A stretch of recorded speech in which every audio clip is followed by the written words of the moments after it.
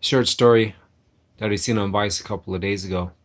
It's about evangelicals. I call them evilgelicals, and not because they're.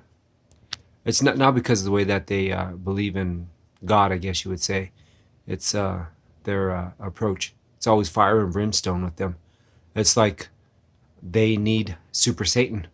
Anyways, the story is this: is that Trump has misled them, and they're happy to be misled, and that's fine for them. This is I guess this is the point that I'm trying to bring, especially with the capsizing of some of the boats today. These people, they believe in a money worshiper, and I thought the love of money was against what God had said, or what God had wanted for humanity, or whatever. Here we go. On Vice President Pence's schedule this week, a visit to a so-called pregnancy crisis center in Raleigh, North Carolina. It'll be his second visit in as many months to this kind of anti-abortion facility. A signal, perhaps, that with Trump's focus on law and order politicking, evangelicals, a core Republican voting bloc, might need some shoring up, as Michael Moynihan found out. I simply leaned over a little and I said, God will call you to account, Mr. President.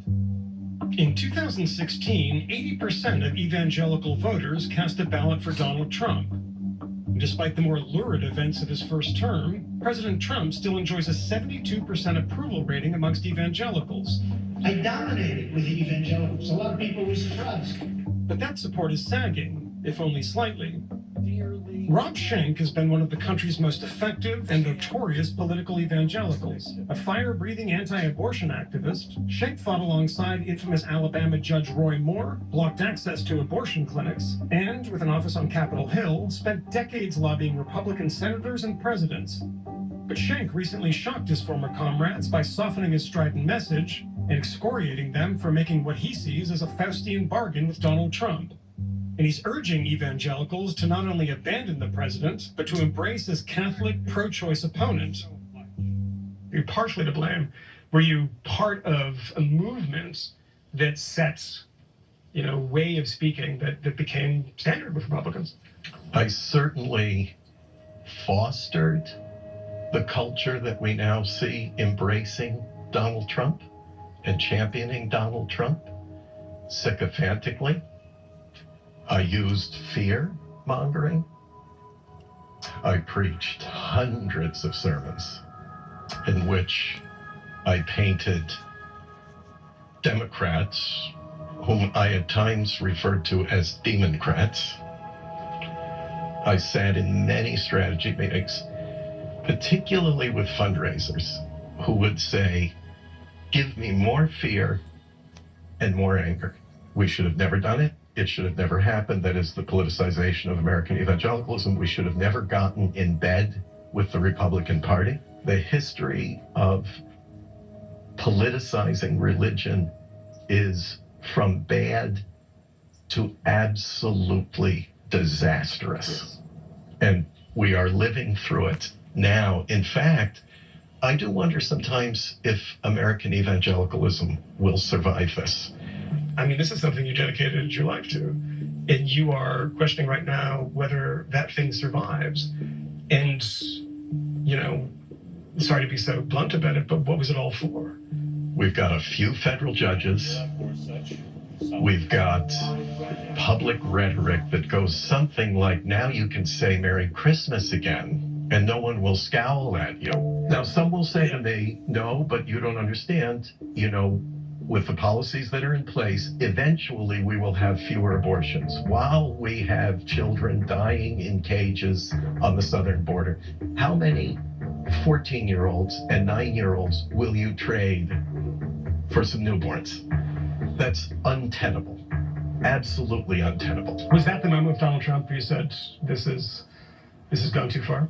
For me, it unfolded over, at least a few years. I had to walk away from the organization I spent 30 years building from scratch. As soon as I came out against Donald Trump, I was no longer invited to a pulpit, and that was my main source of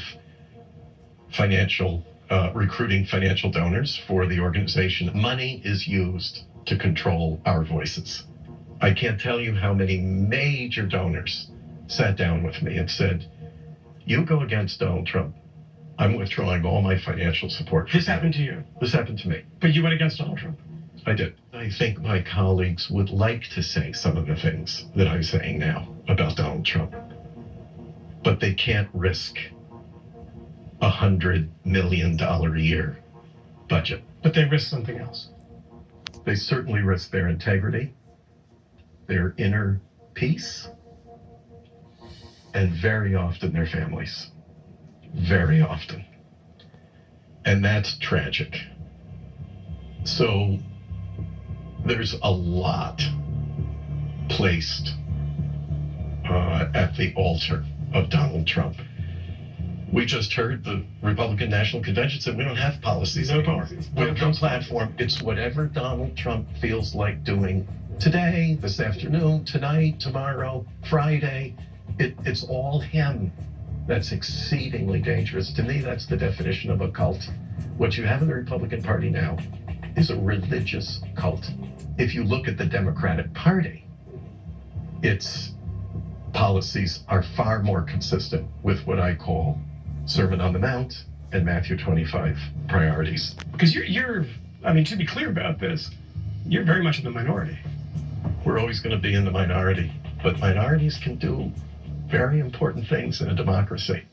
It just takes a small number of evangelicals to make a very big change in this election. We need to vote what is right and good, regardless of party label. We need to do the most amount of good for the most amount of people in the most amount of ways for the most amount of time. That's why, for the first time in 44 years, I will vote for a Democrat for president.